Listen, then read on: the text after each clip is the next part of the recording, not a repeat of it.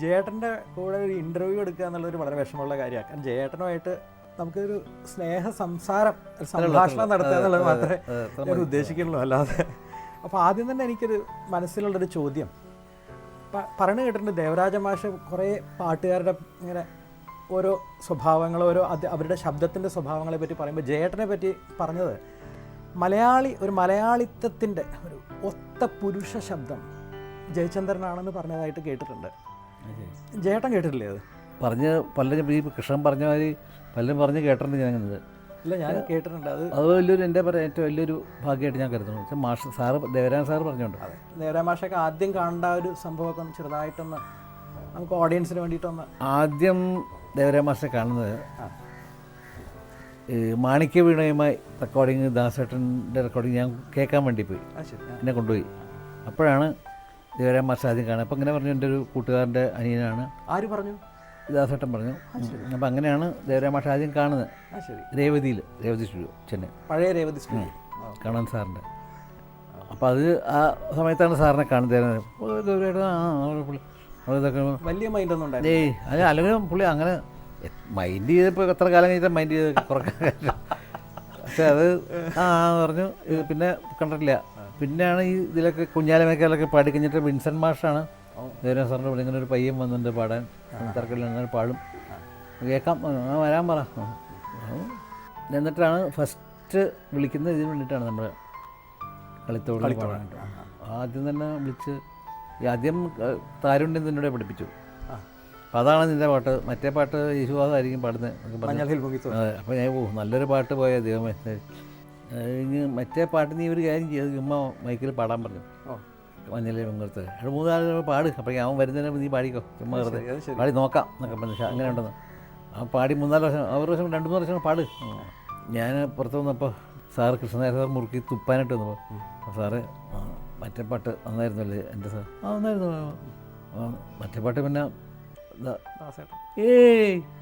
അങ്ങനെ ചുമ്മാ പറഞ്ഞ നല്ല പാട്ടാണത്, എടുത്തു കഴിഞ്ഞു. ഓ ദൈവമേ. അപ്പം ഞാൻ മുകളിലേക്ക് വെക്കും, ദൈവമേ ഈശ്വരാന്ന് ഒരു പാട്ട് കിട്ടി. അല്ല, അപ്പം ആദ്യത്തെ ഒരു പാട്ട് വരെ മാഷ അങ്ങനെയാണത്. അങ്ങനെ അപ്രോച്ച് ചെയ്ത് പിന്നെ കേൾക്കാൻ അവിടെ നമ്മൾ ഇരുത്തില്ല. അവിടെ റെക്കോർഡിങ്ങിന് അവിടെ പോയി ഇന്നത്തെ അങ്ങനെയല്ലോ, റെക്കോർഡിങ്ങിന് അവിടെ പോയി ഇങ്ങനെ കേൾക്കുക, അതൊന്നും സമ്മതിക്കില്ല. അവിടെ കഴിഞ്ഞ് പണം മേടിച്ചങ്ങ് പൊക്കണം. അതിൽ കൂടെ ഇങ്ങനെ മാറി പൊക്കണം. ശരിക്കും നമ്മുടെ പഴയ നമ്മുടെയൊക്കെ കുടുംബങ്ങളിലത്തെ കാരണവന്മാരുണ്ടായിരുന്നില്ലേ പഴയ, അവർക്ക് സ്നേഹം കാണിക്കലുണ്ടാവില്ല, പക്ഷെ ഉള്ളിൽ സ്നേഹമേ ഉള്ളൂ, വേറെ ഒന്നുമില്ല. അത് ഒരുപാട് ഇൻസിഡൻസ് ഉണ്ട്.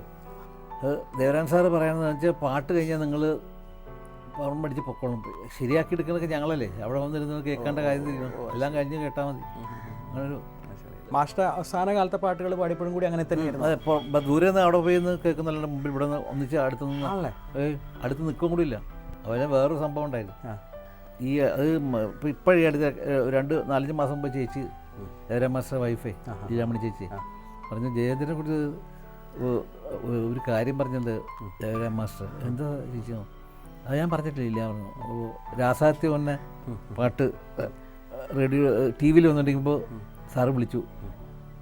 ചേച്ചി പറഞ്ഞു, നീ ഇങ്ങോട്ട് വാ, ഒരു കാര്യം പറയാനാണ്. ഇത് കേട്ടോ, ഇത് ജയചന്ദ്രൻ്റെ ഹിറ്റ് സോങ് ആണല്ലോ, നീ വേറൊന്ന് ശ്രദ്ധിച്ചോ, ഇവൻ്റെ തമിഴ് ശുദ്ധമാണ്, അത് വേറെ നാട്ടിലുള്ള പാട്ട്. അല്ല, മലയാളികളിൽ ഏറ്റവും ശുദ്ധമായിട്ട് തമിഴ് പ്രൊനൗൺസ് ചെയ്യുന്ന ഒരാൾ ജയേട്ടനാണെന്നുള്ളൊരു തമിഴ്നാട്. വേറെ കാര്യം വെച്ചാൽ ഞാൻ അത്ര പണ്ടുപോലെ തമിഴ് പടങ്ങൾ ഒരുപാട് കണ്ടിട്ടേ. ചിന്നഞ്ചിറ് കൺമലർ ചെമ്പവഴവായ എന്നൊരു പാട്ടുണ്ട്, എംഎസ്വിയുടെ സുശീലാമ്മ പാടിയ. ചിന്നഞ്ചിറ് കൺമലർ ചെമ്പവഴവായ് മലർ സിന്തിടും മലരേ ആരാരോ വണ്ണത്തമിഴ് മാலை മാണിക്യ മാலை ഹരിരോ അൻപേ ആരാരോ ഹരിരോ അൻപേ ചിന്നഞ്ചിറ് കൺമ. ഫുൾ സോങ്, അപാര സോങ്. അതായത് എല്ലാ പാട്ട് ഒരു വേറൊരു പാട്ട്, എല്ലാ പാട്ടൊന്നുമല്ല, എംഎസ്വിയുടെ പിന്നെ എല്ലാ ഒരു പടത്തിൽ ഒരു പാട്ടും ഒഴിവാക്കാണ്ടാവില്ല. എല്ലാം ദേവരാജ മാസ്റ്ററെ പറ്റി മലയാളത്തിൽ ജയേട്ടനുമായിട്ട് കണക്ട് ചെയ്ത് പറയുന്ന പോലെ തന്നെ നമുക്ക് പറയേണ്ട പേരാണ് MS വിശ്വനാഥ്. രണ്ടുപേരാണ്. മലയാളത്തിൽ ദേവരാജ മാസ്റ്റർ, തമിഴ് MSV. അതെ, അങ്ങനെയാണ് എൻ്റെ റേറ്റിംഗ്, നമ്പർ 1 റേറ്റിംഗ്. അതെ. MSവിയുടെ ആദ്യം പാടിയിട്ടുള്ളത് ശരിക്കും തമിഴിലാണോ ആദ്യം പാടിയിട്ടുള്ളത്, അതോ മലയാളത്തിലാണോ ആദ്യം പാടിയിട്ടുള്ളത്? ആദ്യം മലയാളത്തിൽ.